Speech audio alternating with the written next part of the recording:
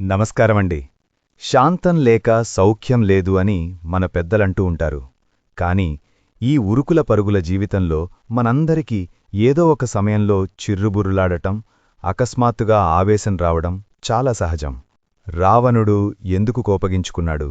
దుర్యోధనుడు ఎందుకు అసహనంగా మారాడు? దుర్వాస మహర్షి ఎందుకు శాపాలిచ్చేవాడు? వాళ్ల కథలు కేవలం పురాణాలా? లేక ప్రతి మనిషి జీవితంలో జరిగే నిజజీవిత కథలేనా? కోపం అసలు ఎక్కడ మొదలవుతుంది? ఒక్క క్షణంలో మనిషిని రాక్షసుడిగా మార్చగలదు కోపం.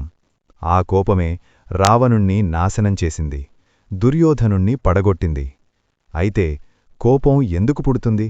అసలు కోపం అంటే ఏంటి? అది కేవలం ఒక ఎమోషనా, లేక మన శరీరం మనకిచ్చే వార్నింగ్ బెల్లా? ఈరోజు మన వీడియోలో భగవద్గీతలో శ్రీకృష్ణ పరమాత్ముడు చెప్పిన ధర్మసూక్ష్మాలు, ఆయుర్వేదం చెప్పే ఆరోగ్య సూత్రాలు, పురాణాల్లో ఋషుల కథలు మరియు మోడర్న్ సైకాలజీ చెప్పే నిజాలు, వీటన్నింటి ద్వారా కోపాన్ని ఎలా అర్థం చేసుకోవాలి, దాన్ని ఎలా జయించాలి అనేది చాలా సులభంగా తెలుసుకుందాం. రండి వీడియోలోకి వెళదాం. ముందుగా మన పురాణాల ప్రకారం చూస్తే మన మనస్సుకి 6 ప్రధాన శత్రువులు ఉన్నాయని చెప్తారు.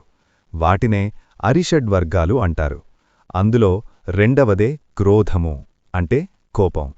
భగవద్గీతలోని 2వ అధ్యాయంలో సాంఖ్యయోగంలో శ్రీకృష్ణుడు కోపం ఎలా పుడుతుందో చాలా అద్భుతంగా వివరించారు. ధ్యాయతో విషయాన్ పుంసః సంగస్తేషుపజాయతే, సంగాత్ సంజాయతే కామః, కామాత్ క్రోధోభిజాయతే. దీనర్థమేంటంటే, మనం ఏదైనా ఒక వస్తువు మీదో లేదా వ్యక్తి మీదో మితిమీరిన ఆశ అంటే డిజైర్ ఆర్ ఎక్స్పెక్టేషన్ పెంచుకుంటాం. ఆ ఆశ తీరనప్పుడు లేదా ఆ వ్యక్తి మనకు అనుకూలంగా ప్రవర్తించినప్పుడు ఆ నిరాశే కోపంగా మారుతుంది. అంటే కోపానికి అసలు మూలం మన తీరని కోరికలే అని జగద్గురువు కృష్ణుడు బోధించారు. ఇక పురాణాల విషయానికొస్తే కోపం అనగానే మనకు గుర్తొచ్చే పేరు దుర్వాస మహర్షి. ఆయన గొప్ప తపశ్శాలి అయినప్పటికీ చిన్న పొరపాటు జరిగినా శపించేవారు. కాని అంబరీషుని కథలో ఒక గొప్ప విషయం ఉంది. అంబరీష మహారాజు విష్ణుభక్తుడు. దుర్వాసుడు కోపంతో అంబరీషుణ్ణి శపించడానికి ఒక రాక్షసుణ్ణి సృష్టించినా అంబరీషుడు చెక్కుచెదరని చిరునవ్వుతో శాంతంతో నిలబడ్డాడు. చివరికి ఆ శాంతమే గెలిచింది. దీని ద్వారా మనకు అర్థమయ్యేదేంటంటే, ఆవేశం కంటే సహనం ఎప్పుడూ శక్తివంతమైనదే. ఇప్పుడు ఆయుర్వేదం ఏం చెప్తోందో చూద్దాం. ఆయుర్వేదం ప్రకారం కోపం అనేది కేవలం మనస్సుకి సంబంధించినది మాత్రమే కాదు, అది శరీరానికి సంబంధించినది కూడా. మన శరీరంలో వాత, పిత్త, కఫ అనే 3 దోషాలుంటాయి. ఎవరి శరీరంలో అయితే పిత్తదోషం అంటే ఫైర్ ఎలిమెంట్ ఎక్కువగా ఉంటుందో వారికి కోపం త్వరగా వస్తుంది. మీరు గమనించారా, ఆకలి ఎక్కువగా ఉన్నప్పుడు మనకు చిరాకొస్తుంది. ఎందుకంటే కడుపులో జఠరాగ్ని మండుతూ ఉంటుంది కాబట్టి. అలాగే మనం తినే ఆహారం కూడా మన కోపాన్ని నిర్ణయిస్తుంది.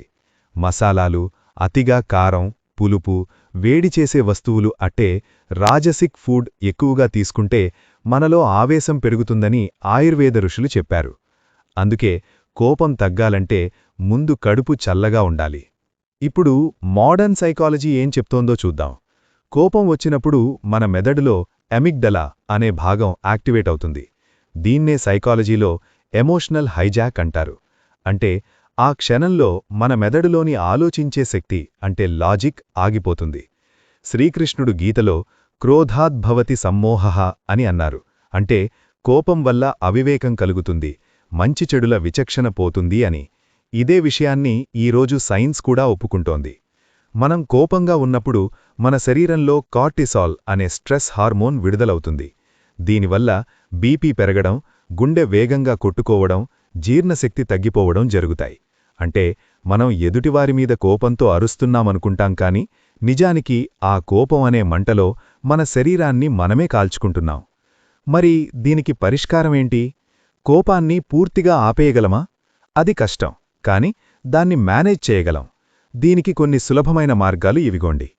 క్షణం ఆగండి, ద పాజ్. కోపం వచ్చిన వెంటనే స్పందించకండి. గీతలో చెప్పిన స్థితప్రజ్ఞత అంటే ఇదే. ఒక 10 సెకండ్లు దీర్ఘశ్వాస తీసుకోండి. సాత్విక ఆహారం.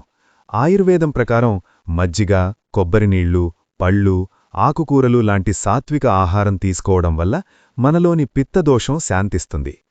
ఎదుటివారి కోణంలో చూడటం అంటే ఎంపథీ. ఎవరైనా మనల్ని బాధపెడితే వారు ఏ పరిస్థితుల్లో అలా అన్నారో ఒక్కసారి ఆలోచించండి. అప్పుడు కోపం కాస్త జాలిగా మారుతుంది. ప్రాణాయామం. రోజుకి కనీసం 5 నిమిషాలు ధ్యానం లేదా ప్రాణాయామం చేయడం వల్ల మన నరాల వ్యవస్థ అంటే నర్వస్ సిస్టమ్ ప్రశాంతంగా ఉంటుంది. చివరిగా ఒక్క మాటండి.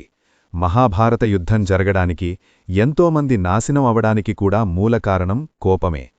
కోపం అనేది చేతిలో మండుతున్న నిప్పులాంటిది. అది ఎదుటివారిమీద వెయ్యకముందే పట్టుకున్న మన చేతిని కాలుస్తుంది. కాబట్టి వీలైనంతవరకు నవ్వుతూ శాంతంగా ఉండటానికి ప్రయత్నిద్దాం. మన మనస్సుని ప్రశాంతంగా ఉంచుకుంటే మన చుట్టూ ఉన్న ప్రపంచం కూడా అందంగా కనిపిస్తుంది. ఈ వీడియోలోని విషయాలు మీకు నచ్చితే మీ ఆత్మీయులతో పంచుకోండి.